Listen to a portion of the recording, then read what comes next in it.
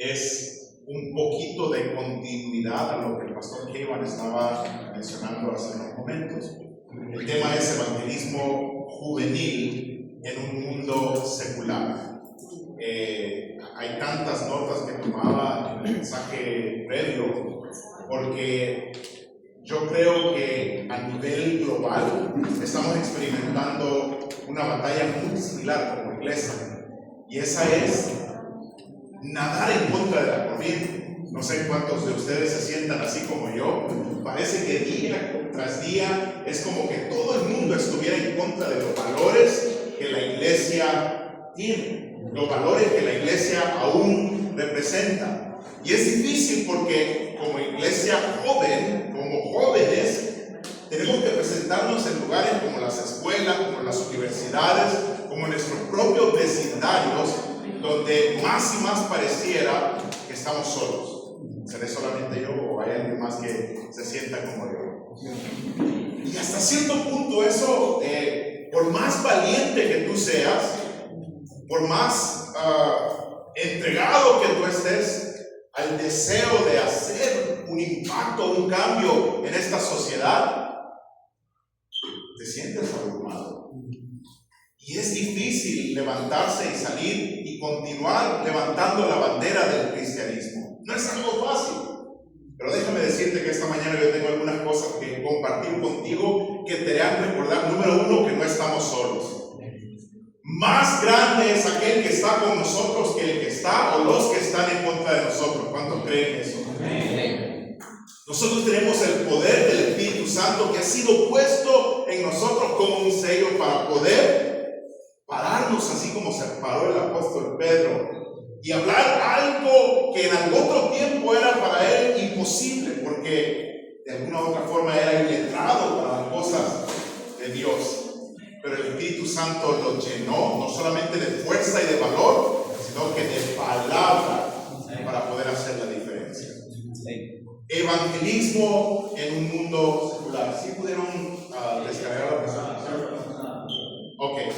Yo quiero compartir algo que fue escrito por un teólogo que nació en el siglo pasado, pero que escribió un libro en 1951 que pareciera que no tiene relevancia ya después de tanto tiempo, pero sí yo he encontrado mucha relevancia con respecto a la cultura actual. Este teólogo se llama H. Richard Niebuhr. No sé si alguien lo ha escuchado o ha leído acerca de él. Y él escribió un libro que habla acerca de Cristo y la cultura. Y en ese libro él ofreció 5 posibilidades acerca de la actitud de la iglesia en la cultura.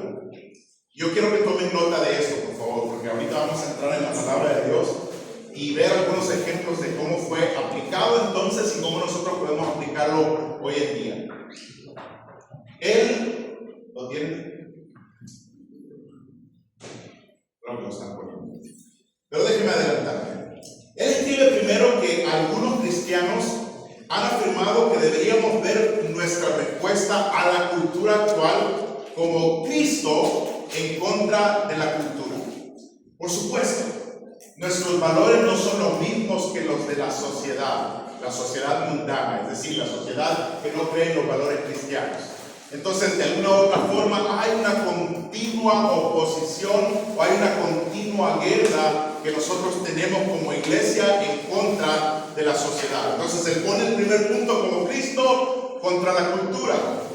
Y desde ese punto de vista, él dice que la lealtad de nosotros como cristianos es solamente a Cristo, y por lo tanto cada persona se enfrenta a una elección radical: o sigues a Cristo o sigues al mundo.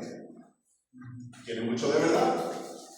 Es Cristo en contra de la cultura. El príncipe del mundo es el diablo, y porque el diablo tiene el control sobre este mundo, hasta que Cristo no venga a dar la libertad que todos necesitamos, hasta entonces va a haber una guerra entre Cristo y la cultura. El segundo punto es la respuesta de algunos cristianos. Y esa respuesta de algunos cristianos que históricamente se ve como el Cristo de la cultura. Si lo están anotando, pónganlo como el punto número 2. El Cristo de la cultura. Y ese Cristo es un Cristo que es producto de la sociedad en la que nosotros vivimos. Estos cristianos, si lo podemos poner así entre comillas, culturales, dicen que el Evangelio debe interpretarse de acuerdo a las categorías intelectuales y científicas actuales. No sé aquí, pero en los tiempos de la pandemia hubo una guerra tan grande, no guerra, sino que unas ideologías tremendas. No voy a entrar en ese tema de debate, pero sí les voy a dar un ejemplo. Era un tremendo problema porque muchos cristianos decían: no nos debemos vacunar en contra del COVID. No sé si algunos experimentaron eso. Es más, déjenme decirles algo. Un hermano querido, muy querido de la iglesia donde estamos, me dijo a mí, porque pues, yo le compartí que me había vacunado, me había puesto la vacuna en cuanto estuvo disponible, y me dijo: en 3 años usted va a haber negado el Evangelio, en 3 años usted ya no va a ser cristiano, porque lo que le han inyectado es una oposición en contra de Cristo. Y yo le dije: hermano, ahí hablamos en 3 años. Ahí veremos qué sucede. No quiero entrar en el debate, pero lo que esta ideología presenta, o lo que el Cristo de la cultura representa, es que es un resultado de poder acoplar a Cristo a la cultura actual, asemejarnos o asimilarnos a la cultura en la cual nosotros estamos viviendo. Este tipo de cristianos, o los que piensan de esta forma, abrazan déjeme aclarar. Yo no estoy diciendo que uno u otro de estos puntos que presenta H. Richard Deeper que sea el correcto o no el correcto, nada más se los estoy presentando y después ver algunos ejemplos bíblicos para que nosotros podamos entender cómo nosotros, como jóvenes cristianos, podemos enfrentarnos a un mundo secular. Así que este es el segundo punto. El Cristo de la cultura es alguien que abraza la cultura y cree que es necesario que los cristianos nos adaptemos a la cultura, nos asimilemos a la cultura, aceptemos ciertas cosas de la cultura porque hemos cambiado, como decía mi hermano, porque ha cambiado la situación, porque nos enfrentamos a cosas distintas. Yo tenía un problema bastante grande como sí.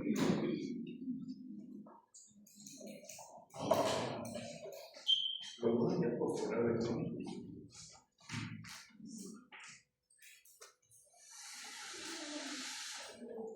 Ok, mientras que el primer punto, que es el Cristo contra la cultura, es uno que evita por completo estar inmiscuido o involucrado con la cultura. Como dijera la palabra, estamos en el mundo, pero no somos del mundo, y por lo tanto tiene que haber una separación completa. Esta ideología cristiana es una que dice: no, para poder ganarnos al mundo necesitamos mezclarnos con ellos. As you were saying, stoop to their level, estar en el nivel del pecador para que el pecador pueda también recibir. El tercer punto es el siguiente: es el Cristo que está por encima de la cultura, el Cristo que está arriba. Niebuhr llama a estas personas el grupo de sintetizadores.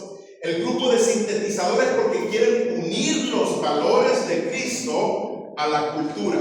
Y dice: si hay una unión de los valores cristianos con la cultura, entonces hay una afirmación de que hay otras leyes dentro de esta tierra que pueden de alguna u otra forma vivir mano a mano con la cultura cristiana.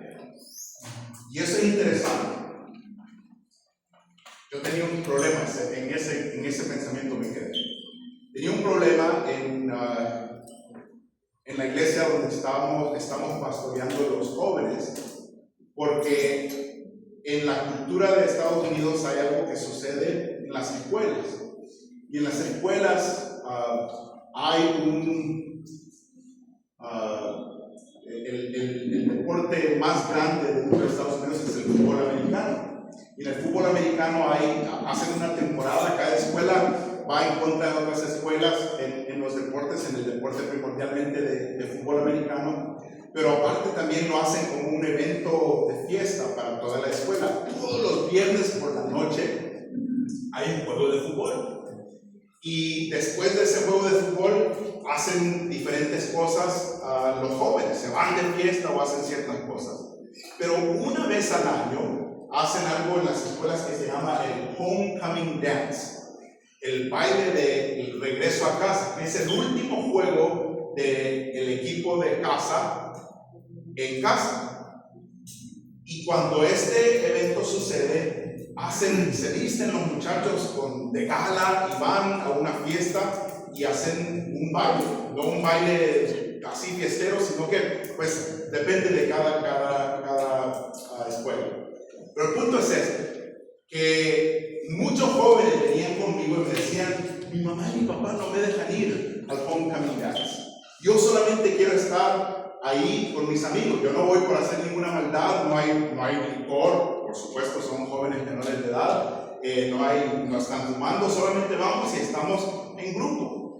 Yo me batallaba con esto porque quizás como un líder joven que entiende las necesidades de los jóvenes, mi punto de vista sería: está bien, pueden ir, no van a ir a hacer nada malo, son jóvenes cristianos, mantienen sus valores, pero siempre tenía que decirles: mamá y papá son la autoridad.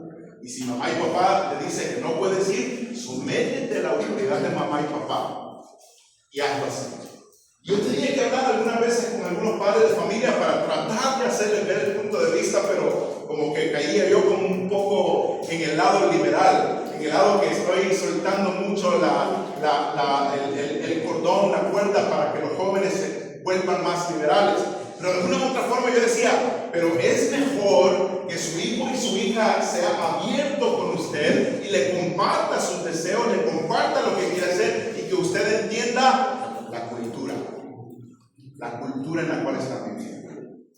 Vamos con el cuarto punto. El cuarto punto es el que dice que hay una paradoja entre Cristo y la cultura. Y ese punto de vista de la paradoja dice que tanto Cristo como la cultura reclaman nuestra lealtad, requieren que nosotros seamos leales, y hay una tensión constante, hay un ala y tire continuo entre Cristo y la cultura en la cual nosotros estamos viviendo. Y esa cultura puede obligarnos a hacer cosas en contra de nuestra conciencia, y por ende tenemos que vivir en el reino de Dios y también en el reino de este mundo, y debemos vivir reconociendo que siempre va a haber un conflicto de cosas. Hay una paradoja, hay un choque que va a ser constante. Déjeme apresurar. El quinto punto es uno que dice que Cristo es el transformador de la cultura. Y aquí me quiero detener por un momento. ¿Cuántos creen que Cristo tiene el poder para transformar las vidas? Amén. Cristo tiene todo el poder para hacerlo. Es más, yo quiero insistir en algo en esta mañana todavía. Tú no tienes ni la habilidad ni el potencial para poder transformar la mente de una persona. Por mejor que tú hables, por más bonito que tú hables, por más guapo que tú seas o hermosa que tú seas, no vas a poder cambiar la mentalidad de una persona. Jamás lo vas a poder hacer. El único que tiene el poder para hacerlo es Dios. Solamente Dios puede cambiar el pensamiento de una persona. Solamente Dios puede transformar a una persona radicalmente. Cuando Pablo iba camino a Damasco para enfrentarse a los cristianos, no fue nadie más, por más que alguien le pudiera hablar, él no iba a ser convencido. No fue hasta que tuvo un encuentro con Jesucristo, no fue hasta que tuvo que detenerse en su camino y tener un encuentro radical con el Señor, que él fue transformado. Yo creo que es algo que tenemos que entender acerca de la cultura en la cual nosotros vivimos.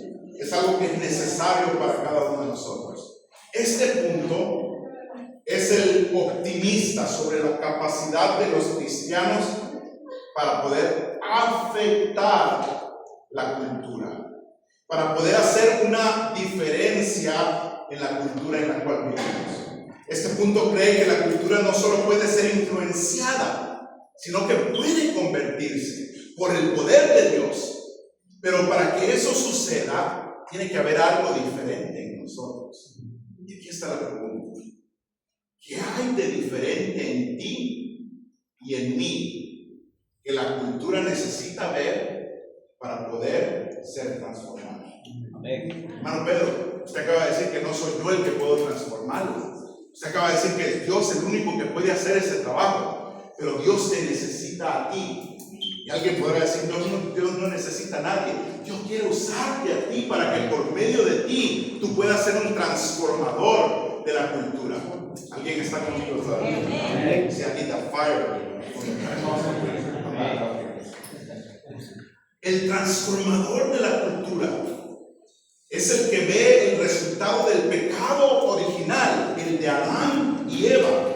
Cuando pecaron, esa caída, esa destitución que Dios hace y los saca del huerto del Edén, ve algo que es original en ellos y que está innato en cada uno de nosotros como humanos. Y por lo tanto, hay algo que tiene que ser cambiado. El apóstol Pablo lo dice de esta forma: dice que todos pecaron y están por ende destituidos. No hay uno justo. Todos estamos en la naturaleza caída hasta que tenemos encuentro con el Señor Jesucristo. Y cuando eso sucede, hay un proceso de transformación. Pero ahora vamos con los ejemplos. Yo quiero dar 3 ejemplos acerca de esto y luego interactuar con ustedes acerca de cuál es su pensamiento con respecto a estos ejemplos. El primero que quiero tocar es el ejemplo de Jonás. Por favor, pongan, déjenme ahí, ahorita voy a hacer algunas preguntas. ¿Recuerdan la historia de Nínive, verdad? Dios llama al profeta Jonás y le dice: quiero que vayas a Nínive. Quiero que vayas a Nínive.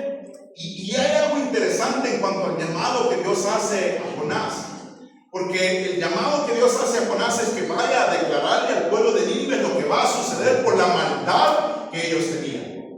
Era la ciudad principal de Asiria y por lo tanto los asirios eran tremendos, eran sanguinarios. Ellos habían hecho tanto mal en contra del pueblo de Israel. Jonás, como judío, él no tenía afinidad, por decirlo así, con los asirios. No los quería. No quiero usar ejemplos mejor. A ver, ¿qué país es el país más cercano de ustedes y el más amigo de ustedes acá?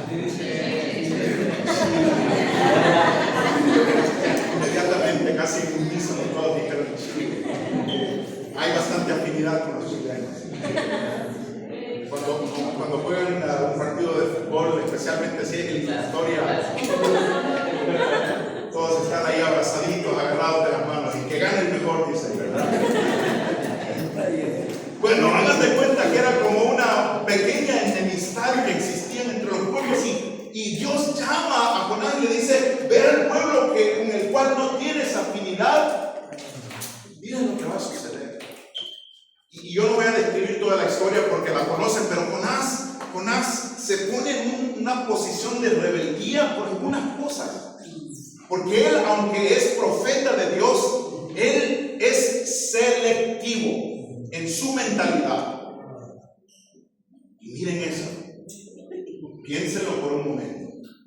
¿Cuántas veces, chicos, chicas, ustedes han visto a alguien que no conocen y automáticamente han decidido si esa persona es digna del evangelio o no? ¿Cuántas veces han llegado al punto de juzgar a alguien antes de darle la oportunidad de venir a los pies de Cristo? ¿Cuántas veces han dicho: no, ese nunca se va a salvar o esa nunca se va a salvar? Yo tenía un maestro en la escuela. Yo sé que hoy en día no sucede, pero ese maestro solamente pasaba a los estudiantes que le daban una mordida No mordida de verdad, una extorsión. Solamente pasaba esa persona.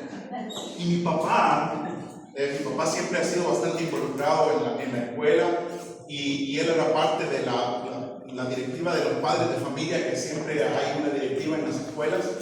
Y aprovechaba a mi papá cuando pudiera, a veces le daban la oportunidad de que trajeran Biblias y que se las entregaran a los estudiantes. Y él conocía a Pablo Alfonso Tutila, así se llamaba este maestro.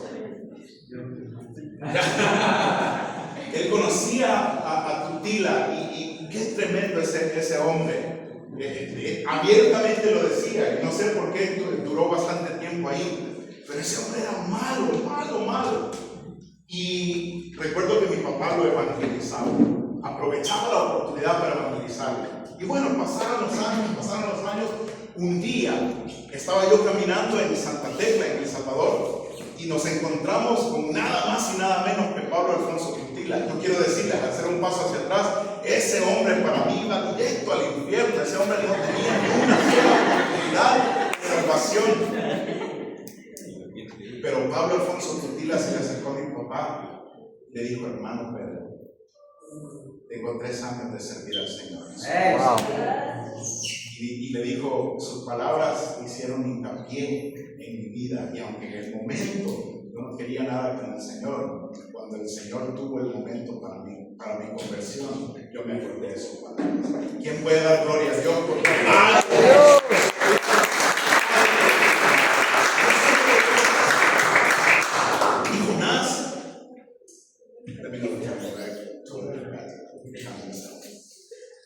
Y Jonás llega a Nínive y empieza a proclamar la destrucción de la ciudad. No tiene en lo absoluto un deseo o mejor dicho, la compasión, aquella misma compasión que el Señor Jesús, al pararse a ver la ciudad y ver la necesidad en Jerusalén, dice la palabra que lloró porque vio y tuvo compasión de ellos. Jonás no tenía compasión. Porque no los quería, porque no veía oportunidad de salvación en ellos. Y me adelanto, el Señor, el rey de Nínive, escucha y él proclama ayuno para toda la población, incluso los animales, y hay un arrepentimiento genuino. Y lo digo de esa forma porque cuando hay arrepentimiento genuino, saben que algo sucede allá en los cielos. Cuando de verdad alguien se arrepiente, el Señor como que vuelve su rostro. Mejor dicho, lo digo así, Él vuelve su rostro, porque Él dice: volveos a mí y yo me volveré a vosotros. Y Él perdona a Nínive. Y cuando Dios perdona a Nínive, ¿qué hizo Jonás? Se puso a decir: gloria a Dios, qué bueno el trabajo al que me llamaste a hacer. Gloria a Dios porque un buen resultado. Se enojó. ¿Cuántos de nosotros en nuestro ministerio nos enojamos porque las cosas no salen como nosotros queremos? Pero al final el resultado es para glorificar a Dios, no para que nosotros seamos engrandecidos o glorificados. Y Jonás se enoja, se molesta. Y Dios le da una tremenda lección. Porque Jonás está en lo más caliente del día y se siente abrumado por el calor. Y Dios milagrosamente hace que una calabacera lo cubra y le dé sombra. Y él como que se aplaca un poco el calor. Pero también envía un gusano Dios para que la calabacera se muera. Y él se enoja cuando ve que la calabacera se murió. Y Dios le dice: ¿sabes qué? Tú no hiciste nada para que esta calabacera creciera. Tú no obraste absolutamente nada y sin embargo te sentiste mal cuando se murió. Imagínate yo, estas son personas que yo he creado. Estas son personas a las cuales yo amo a pesar de su maldad. Piensen en eso por un momento, jóvenes. Dios ama a todo el mundo. Al más y más malo de todos, al homicida, a la prostituta, al que está metido en las cárceles porque ha hecho violaciones. Dios le ama. Tiene compasión. Quiere su arrepentimiento. Porque la Biblia dice que Él no quiere que nadie se pierda, mas todos procedan al arrepentimiento. Amén. Y Jonás recibe una lección. Ahora, antes de pasar al siguiente ejemplo, regresan por favor al punto número 1. Ese es el ejemplo de Jonás. Cristo contra la cultura. La lealtad que Jonás decía es solamente a Dios, a pesar de que huyó de él, pero decía solamente a Dios, y por lo tanto yo no quiero que nadie, yo voy a escoger quién tiene la oportunidad de salvación. Déjame decirte algo, joven. Tú no tienes el derecho a escoger quién puede ser salvo. Tú solamente tienes una responsabilidad, y es de predicar el Evangelio. Tú solamente tienes una oportunidad o una responsabilidad, perdón, y es de compartir las buenas nuevas de salvación. Ok, vamos al segundo ejemplo. El segundo ejemplo es el ejemplo de Esther. ¿Cuántos conocen esa historia? En el Antiguo Testamento hay una historia que tiene que ver con la persecución del pueblo judío. Pero Dios, como Dios obra siempre en el momento indicado y obra cosas que nosotros al momento nos parecieran que no tienen sentido, pero que al final son para que Él sea glorificado y engrandecido, Él posiciona a Esther en un rango muy alto. Ella es la reina y es judía, y hay un hombre que no quiere al pueblo de Israel. Y Esther, perdónenme si lo veo desde el punto de vista un poco negativo, pero Esther, cuando ve la situación que está viviendo su pueblo, cuando ve la amenaza para exterminio de todos aquellos que son sus hermanos y sus hermanas, inmediatamente como que está un poquito más asimilada a su posición como reina que al dolor de su pueblo. ¿Me explico? Otra vez, no quiero describir toda la historia, pero su tío Mardoqueo viene a hablar con Esther y le dice: oye Esther, si tú no haces algo, va a venir respiro y alivio de otra parte, pero yo te insto a que tú hagas algo, a que no te quedes callada. Y Esther tiene que tomar acción porque es presionada por su tío, pero al momento hay una, ¿cómo le puedo llamar? Como que está en una zona de comodidad en donde ella se encuentra. Pasen al punto número 2, por favor, de nuevo. El punto número 2 dice que hay un cristianismo que asimila la cultura, que Cristo es producto de la cultura y que el Evangelio debe interpretarse de acuerdo con las categorías intelectuales y científicas. Y en cierto sentido Esther está asimilando la cultura en la cual ella está, y porque está asimilando la cultura donde ella está, no mira la oportunidad para que ella traiga salvación por medio de sus acciones a todo un pueblo. ¿A qué voy con esto? Hay dos extremos. Uno es el extremo de solamente condenar. Uno es el extremo de solamente decirle a todo el mundo: te vas a ir al infierno. Te vas a ir al infierno a menos que te arrepientas, como decía el pastor hace algunos momentos. Y el otro extremo es solamente decir: estoy bien yo, está bien toda la gente. Yo ya soy salvo, así que yo no tengo que hacer absolutamente nada. Yo ya la tengo hecha. De hecho, nadie cree así, ¿verdad? Porque no la tenemos hecha hasta que la tengamos hecha. Esther de alguna u otra forma estaba asimilando la cultura o la posición donde ella estaba. Y ella dice: yo no voy a hacer absolutamente nada porque pongo en riesgo mi posición como reina. Si yo entro a la cámara donde está el rey, yo puedo morir. Estaba más preocupada por su condición que por la condición de aquellos que estaban en necesidad. Y el otro extremo entonces es aquel en el cual tú dices: yo no voy a hacer absolutamente nada.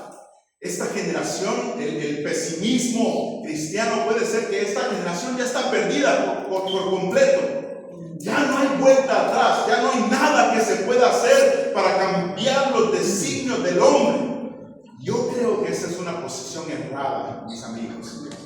Yo creo que es una posición en la cual caemos en la falacia de olvidarnos de que hay trabajo todavía por hacer, de que ustedes y yo estamos aquí porque hemos sido llamados a pregonar, a anunciar, a gritar, a hablarles a todos los perdidos de que hay un Dios que salva, que hay un Dios que restaura, que hay un Dios que transforma, que puede ser con nosotros. Así que puede ser un error el caer en el Cristo de la cultura. El tercer ejemplo, y es el último, I'm closing for the first time, estoy cerrando por la primera vez. El tercer ejemplo es el de Daniel. Y aquí vamos a uno que es más asimilado al punto número 5, si pueden pasar al punto número 5, por favor. Daniel, como Jonás y Esther, también está atrapado en una cultura pagana, pero él responde de manera diferente a todos ellos. Y aquí vamos, al igual que Esther, al igual que Jonás, él se encuentra ascendido en una posición de realeza. Es el principal consejero de Nabucodonosor, del rey. Y Daniel ha tomado una determinación. Él ha tomado la determinación de no mezclarse con la cultura. Y esto es muy importante. Porque Jonás estaba en un extremo, Esther estaba en otro extremo, y Daniel dice, bueno, estoy aquí. Yo no tengo opción. Yo no tengo decisión de decir, me regreso a mi país. Yo no tengo la decisión de hacerlo, pero ya estoy aquí. Ya estoy involucrado en las cosas de un país, de un reino que es idólatra, que es malo, pero puedo hacer la diferencia en medio de la maldad. ¿Cuántos creen que pueden hacer la diferencia en medio de la maldad? ¿Cuántos creen que pueden hacer la diferencia en medio de un mundo perdido? Y eso es lo que Daniel determina. Dice en Daniel capítulo 4, versículo 34, Daniel capítulo 1, versículo 8, dice, Daniel propuso en su corazón no contaminarse con la comida del rey ni con el vino que él bebía, y pidió por tanto al jefe de los eunucos que no se le obligase ¿a qué? A contaminarse. Yo creo que ese es el mensaje más grande que yo pudiera compartir con ustedes esta mañana. Ustedes y yo, como cristianos y fieles discípulos del Señor, podemos ser agentes de transformación en nuestra cultura. Podemos ser agentes de cambio en nuestra sociedad. Podemos ser agentes o personas, discípulos, seguidores que puedan hacer la diferencia en medio de un mundo que está plagado por la maldad. Y el solo hecho de proponer no contaminarnos con las cosas de este mundo es el principio de la diferencia en la vida de los demás. ¿Cómo así, hermano Pedro? ¿Cómo es posible que hagas la diferencia solamente con proponer no contaminarte? Bueno, la historia está ahí. Habiendo sido parte de la corte real, se esperaba que Daniel se comportara como los demás. Que Daniel fuera como todos los demás. Pero él dijo, no. Yo no voy a ser como los demás. Yo voy a ser diferente a los demás. Dije al principio que pareciera que estamos nadando en contra de la corriente. ¿Qué hay de malo en eso? ¿Ya han visto el salmón que allá en Canadá va nadando en contra de la corriente? Cuando logra llegar a su destino final, ha sido vencedor.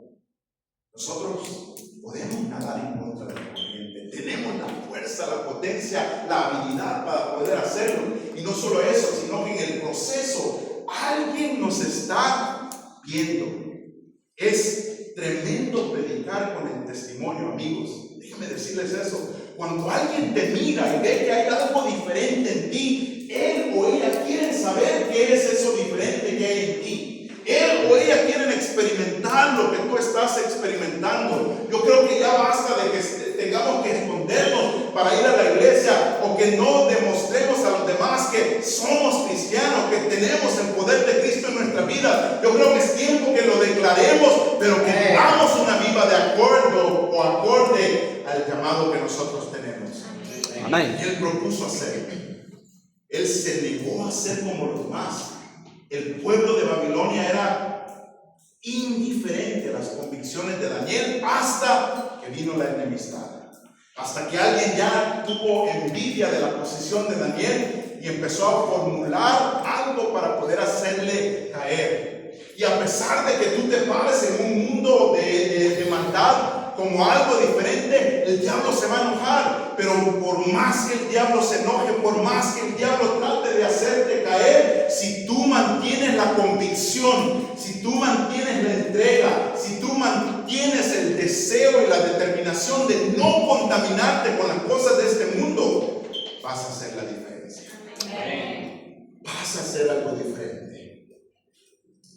Al final, lo sorprendente es que Dios obra a través de Daniel y no solamente lleva a hacerlo a él ser una persona diferente, sino que el mismo rey es llamado al arrepentimiento. Si usted ve Daniel capítulo 4, versículo 34, encuentra las palabras de Nabucodonosor, reconociendo al Dios de los cielos, reconociendo al creador de todas las cosas, pero hubo una diferencia en esto. Entonces, para terminar,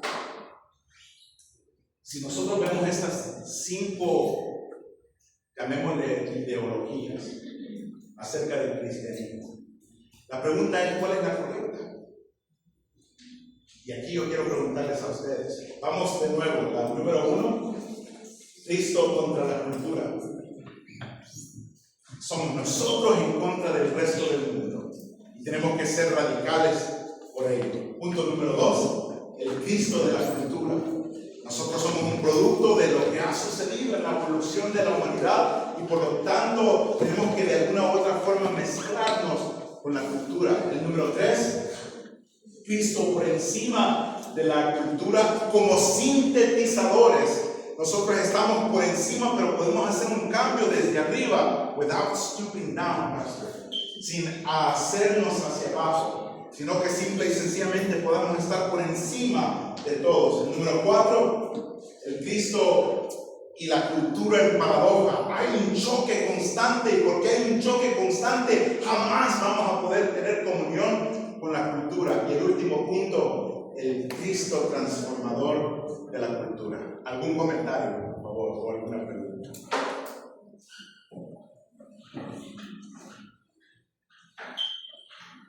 De que alguien comparta. Yo tuve una discusión con una joven de la iglesia y me hizo pensar mucho esto. En Estados Unidos, no sé aquí, pero de repente hay grupos cristianos de jóvenes que van a las universidades y empiezan a poner, a usar pancartas grandes acerca del juicio de Dios en contra de la maldad. Hablan directamente a la homosexualidad, al lesbianismo, hablan directamente en contra del aborto.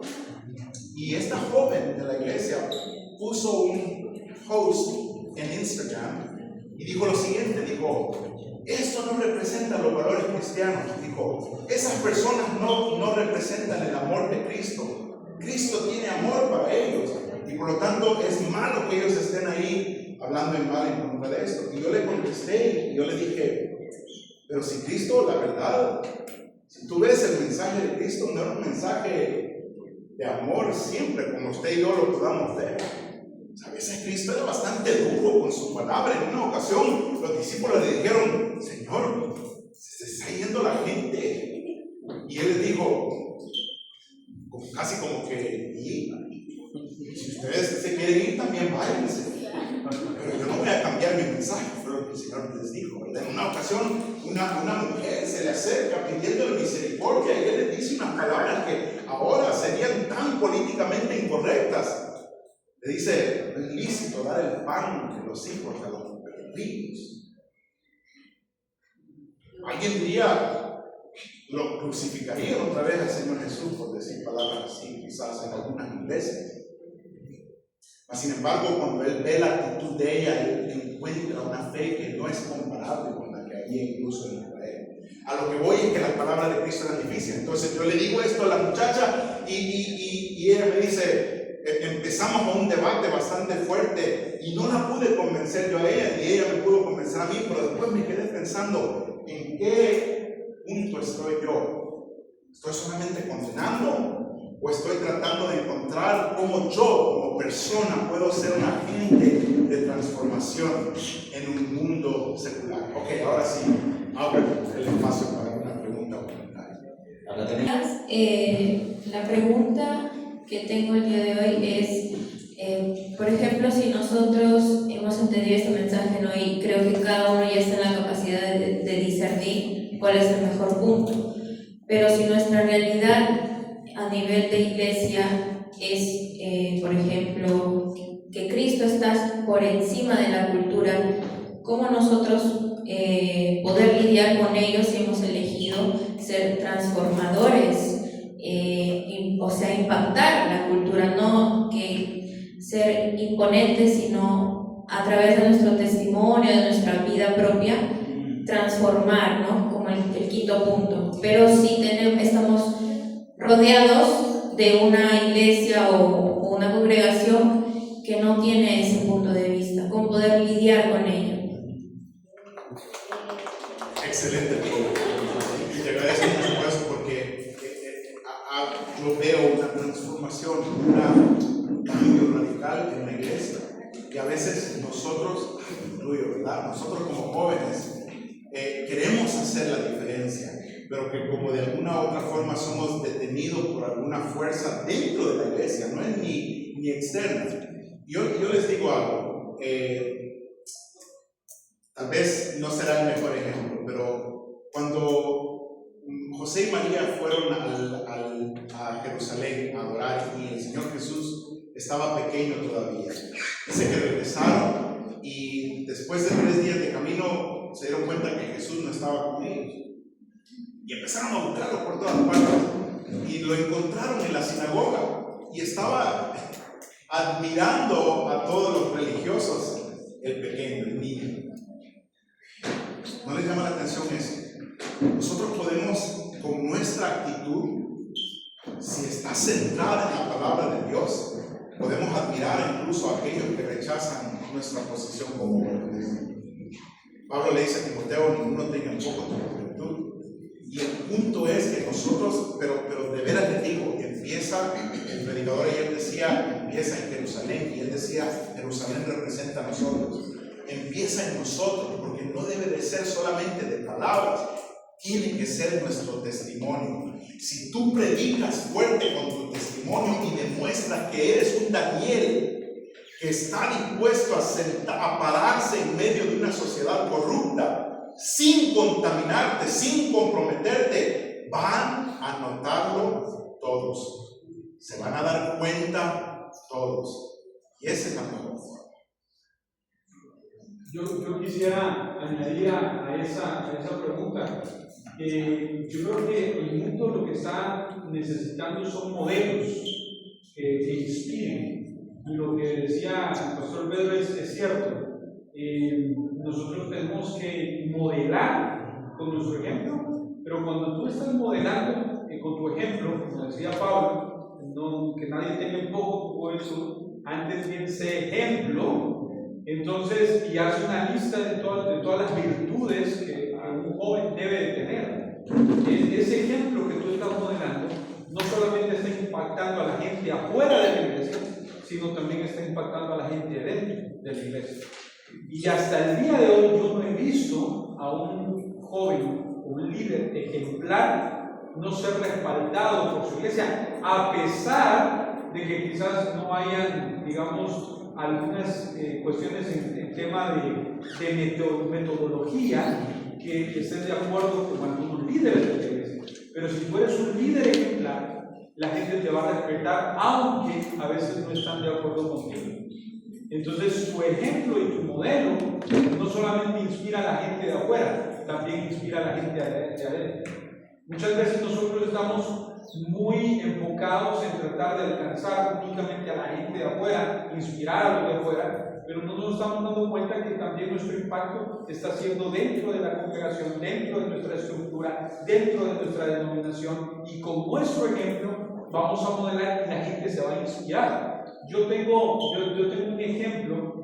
En una región donde nosotros estuvimos, habían algunas iglesias que quizás podríamos decir estaban todavía con un modelo clásico, ¿verdad? Por no decir otra cosa, estaban en un modelo clásico, muy cerrados al cambio, querían hacer las cosas como las habían hecho por los últimos 40 años, entonces no estaban muy abiertos al cambio. Pero nuestra relación de amistad, la influencia que también hicimos a través de algunos eventos regionales que tuvimos, empezó a cambiar la perspectiva de ellos, al punto que ellos mismos empezaron a ejercer cambios dentro de la iglesia local.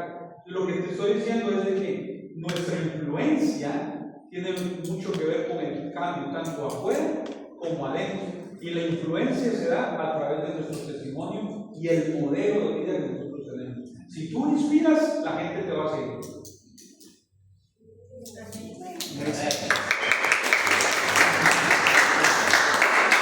¿Alguna otra pregunta o otro comentario antes de que cerremos?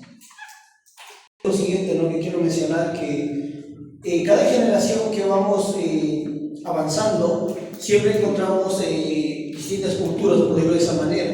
Y muchas veces nosotros nos enfocamos a estar lidiando con las personas en que deben de creer o someterlos a nuestra fe, ¿no? Y muchas veces caemos en el error solamente de convencerlos nada más.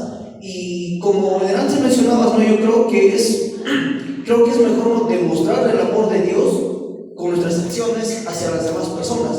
Bien se han mostrado los ejemplos que usted mencionó, que por el caso de Jonás no lo hizo solamente por obedecer nada más, pero es cuán diferente es que uno lo haga con sus actos por amor hacia ellos, ¿no? Que es sobre todo, y no tanto estar lidiando con la gente de que sí debe de creer, de que si no cree se va a condenar, qué sé yo, ¿no? Porque a veces nos aferramos más a eso que mostrar sinceramente en primer orden el amor de Dios hacia ellos. Amén. Amén, muchas gracias. Quizás al ver, no sé si hay algo más, si no con esto cerramos. Pastor Ávila.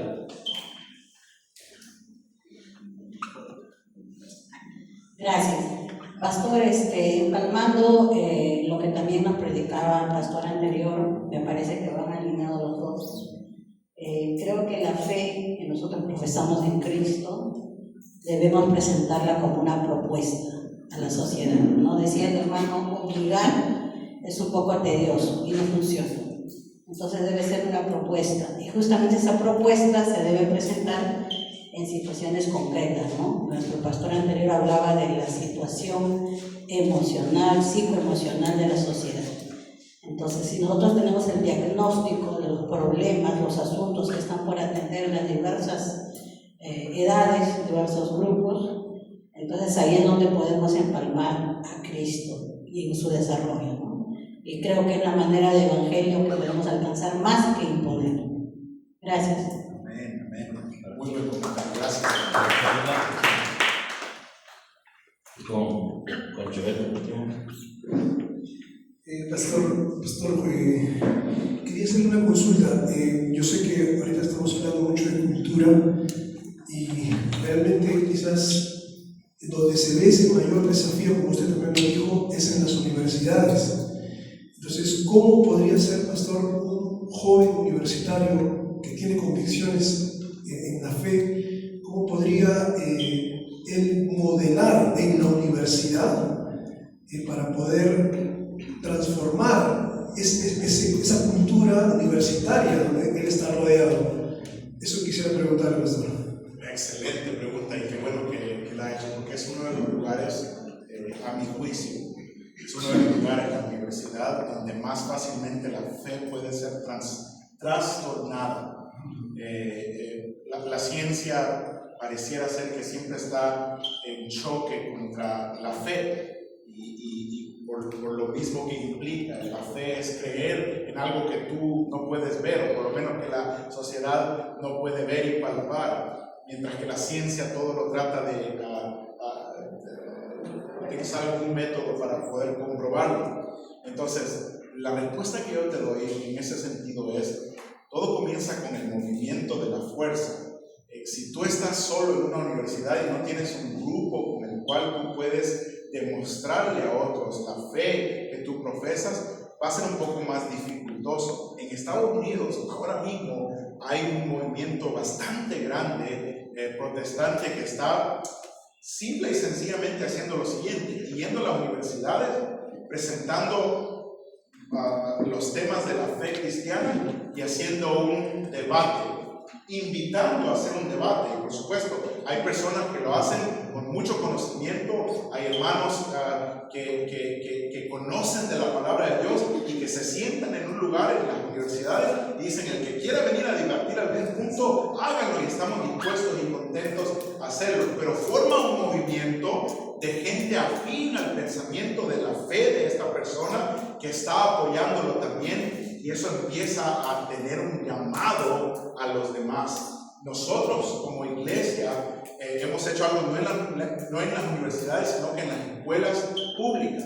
En Estados Unidos la ley no permite que la iglesia tenga afinidad con las cosas del gobierno, pero hay algo que los jóvenes dentro de las escuelas pueden organizar, no con un adulto. Lo que ellos pueden organizar es un grupo de oración, porque los cristianos dentro de la iglesia pueden hacerlo. Y si ellos, porque dicen es mi religión, o sea, hay respeto a la religión, y si el joven dice yo quiero formar un grupo de oración, entonces la escuela está obligada a permitírselo.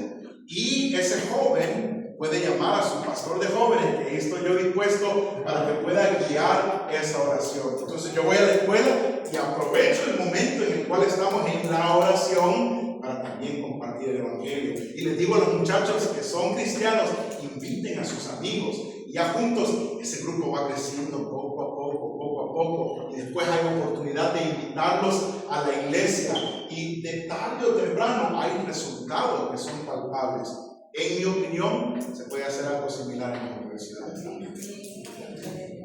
Y quizás también añadiendo a eso, yo creo que es saludable siempre pensar en el tema de... Es siempre saludable pensar que nuestro objetivo no es pelear, nuestro objetivo es inspirar, y que estos jóvenes en las universidades puedan ver el amor de Dios. Pero algo importante es también no huir al tema de las ideas. Yo creo que eso es lo que nos ha separado mucho a veces de los universitarios, porque pareciera ser que nosotros, lejos de dialogar con las ideas que ellos tienen, queremos simplemente huir o descartar de primera mano esas ideas. Yo creo que es saludable que ellos vean que nosotros estamos dispuestos a sentarnos a una mesa de diálogo y conversar con ellos, escuchar sus ideas, escuchar sus argumentos, escuchar sus puntos de vista, y claro, y como dice la Biblia, estar siempre preparados para presentar defensa de nuestra fe. Y yo creo y asumo que muchas veces nosotros no enfrentamos esas realidades por el miedo a que quizás no estemos preparados para enfrentar esas realidades. Entonces, ¿cuál es lo lógico? Prepararnos, como la Biblia lo dice. Tenemos que estar siempre preparados. Entonces, tenemos que crear esos núcleos de amistad, esos núcleos de debate, por decirlo así, aunque nuestro punto no es pelear o debatir, sino poder abrir un espacio de seguridad para que ellos compartan sus ideas y nosotros también poder explicarles o de alguna manera instruirles a través de esos espacios, ¿verdad? Sí, gracias.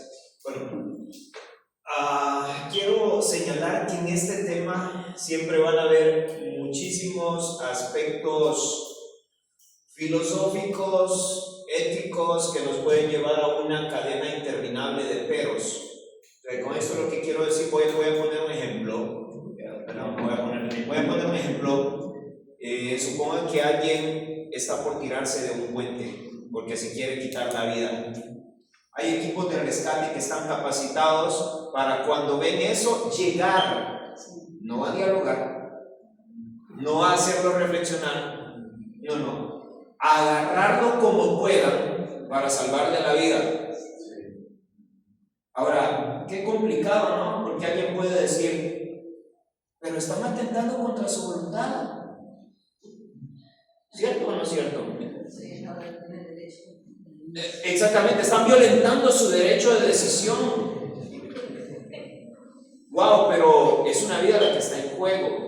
Yo sé que cuando llevamos esto al plano soteriológico, al plano de la salvación, es un dilema muy complejo porque nadie puede ser salvo por la fuerza.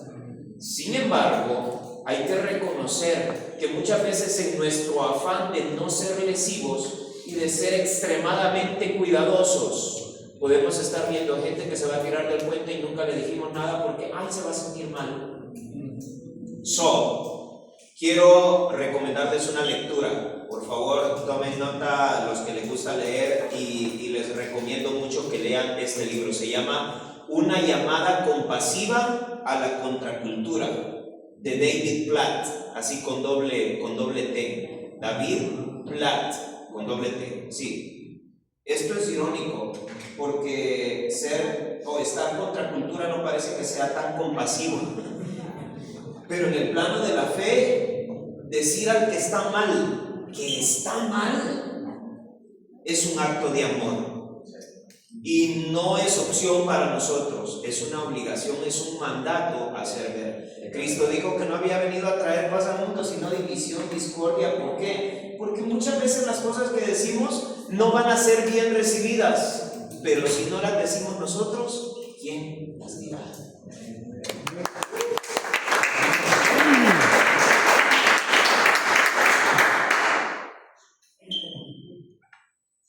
A la 1, a las 2 y a las 3, ¿no?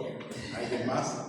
El pastor Víctor me acaba de acordar de los increíbles. ¿Alguien vio la caricatura, la película de Mr. Incredible? Mr. Incredible salva a un hombre que se queda y el hombre lo demanda, ¿verdad? Y dice, yo te salvé la vida, le dice el hombre. No me salvaste la vida, me naste mi muerte, es lo que hiciste. Pero no, estamos aquí para salvar vidas, ¿verdad? A eso hemos sido llamados. Así que vamos a hacer el esfuerzo, el trabajo de navegar contra la cultura y de hacerlo con el amor que Cristo ha puesto en nosotros. Que Dios les bendiga.